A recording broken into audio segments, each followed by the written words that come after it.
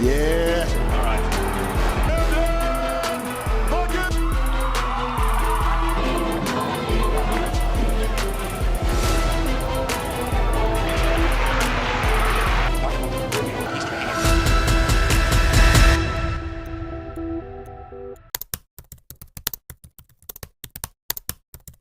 Body building की शुरुआत असल में लेट 80s में हुई थी, जब यूरोप में कुछ ऐसे लोग उभर कर सामने आए जिन्हें स्ट्रॉन्गमैन माना जाता था। ये लोग सिर्फ मसल्स नहीं, बल्कि अपनी स्ट्रेंथ और स्टेज परफॉर्मेंस के लिए फेमस थे। उनमें से कुछ मशहूर नाम थे: लुइस सिर, आर्थर सैक्सन, जॉर्ज हैकेनश्मिट।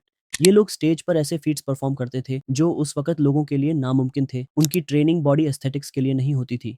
ये लोग पावर और परफॉर्मेंस के लिए ट्रेन करते थे, और उन्हीं में एक नाम था यूजीन सैंडो, जो कि ग्रीक स्कल्पचर से बहुत इंस्पायर्ड था और इसी इंस्पिरेशन से फिटनेस की दुनिया को बदलने वाला था।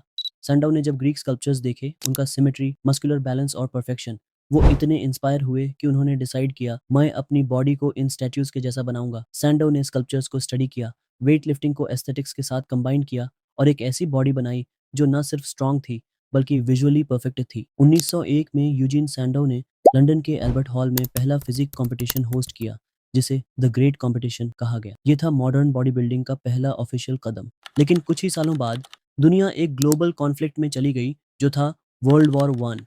ट्रेनिंग फैसिलिटीज बंद हो गईं, लोग मिलिट्री में चले गए और बॉडी बिल्डिंग का फ्लेम कुछ वक्त के लिए बुझ गया।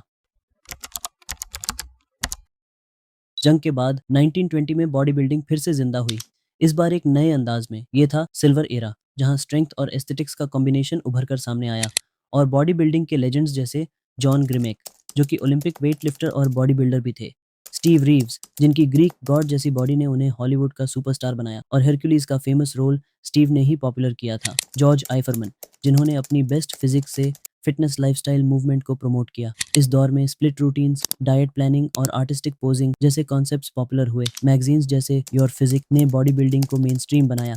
यहाँ से बॉडी बिल्डिंग एक स्पोर्ट से ज्यादा एक आर्ट फॉर्म बनने लगा और शुरुआत हुई गोल्डन एरा की।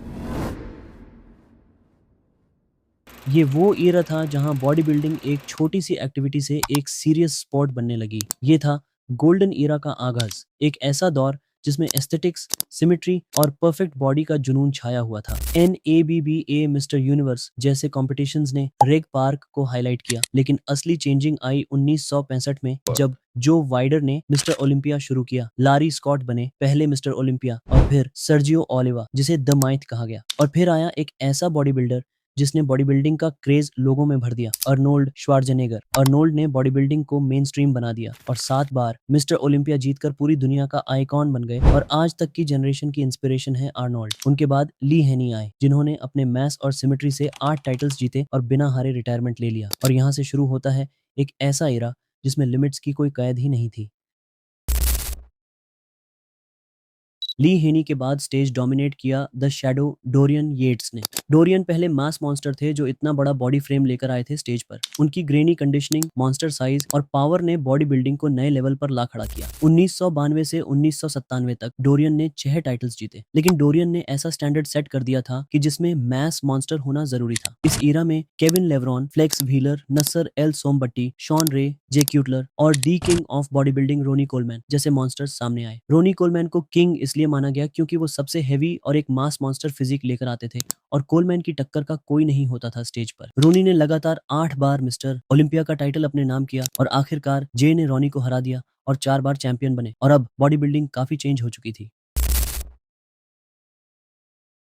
जब 2010 का दौर शुरू हुआ तो ऑडियंस का टेस्ट बदल रहा था। लोग सिर्फ साइज नहीं, बल्कि एस्थेटिक्स, कंडीशनिंग और प्रोपोर्शन का कॉम्बिनेशन देखना चाहते थे। इस शिफ्ट ने एक नई सोच, नए चैंपियंस और नए डिविजन्स को जन्म दिया और यहाँ से उभरता है नाम फिल हेथ का। फिल वो पहले बॉडी बिल्डर थे जिन्हें 3D बोला गया। 2011 से 2017 तक फिल द गिफ्ट हेथ ने 7 टाइटल्स जीतकर रोनी और अर्नोल्ड के बराबर खुद को खड़ा कर दिया। और इसी के साथ IFBB ने बॉडी बिल्डिंग में मेंस फिजिक जैसे मल्टीपल डिविजन्स इंट्रोड्यूस करवाए, ताकि हर तरह के एथलीट्स को प्लेटफॉर्म मिल सके। मेंस फिजिक में जेरेमी बुएंडिया और ब्रैंडन हेंड्रिक्सन जैसे नाम उभर कर आए, जिन्होंने लीन एस्थेटिक्स और स्टेज कॉन्फिडेंस के साथ नए स्टैंडर्ड सेट किए। और IFBB ने 2016 में एक नया डिवीजन इंट्रोड्यूस किया, क्लासिक फिजिक्स। ये एक ट्रिब्यूट था गोल्डन एरा के एस्थेटिक्स को, जहां मास और प्रोपोर्शन एक बैलेंस में होते हैं। क्रिस बमस्टेड यानी सी बुम इस डिवीजन का फेस बन गए। उनकी गोल्डन ईरा जैसी फिजिक, टाइट वेस्ट और एलिगेंट पोजिंग ने बॉडी बिल्डिंग को एक नया फेस दिया। सीबुम ने एक नया स्टैंडर्ड सेट किया और एक परफेक्ट बॉडी से एक लेगेसी बनाई। सीबुम के अलावा रमोन डिनो, रफ डीजल और उर्स कलेसिंस्की भी बहुत मशहूर हैं अपनी क्लासिक बॉडी से। और अब जो ईरा चल रहा है बॉडी बिल्डिंग का, इसे हम मास एंड एस्थेटिक ईरा कह सकते हैं, जहां हार्डी चूपान, डेरेक लुन्सफोर्ड और सैमसन डॉडा जैसे बॉडी बिल्डर्स फ्यूचर हैं बॉडी बिल्डिंग का। सोशल मीडिया ने भी बॉडी बिल्डिंग को रेवोल्यूशनाइज कर दिया। अब सिर्फ स्टेज पर जीतना जरूरी नहीं, यूट्यूब, इंस्टाग्राम प्लेटफॉर्म्स पर भी बॉडी बिल्डर्स अपनी जर्नी शेयर करके मिलियंस को इंस्पायर कर रहे हैं। आज का बॉडी बिल्डर सिर्फ एक कंपेटिटर नहीं, वो एक ब्रांड, एक आइकॉन और एक इंस्पिरेशन होता है।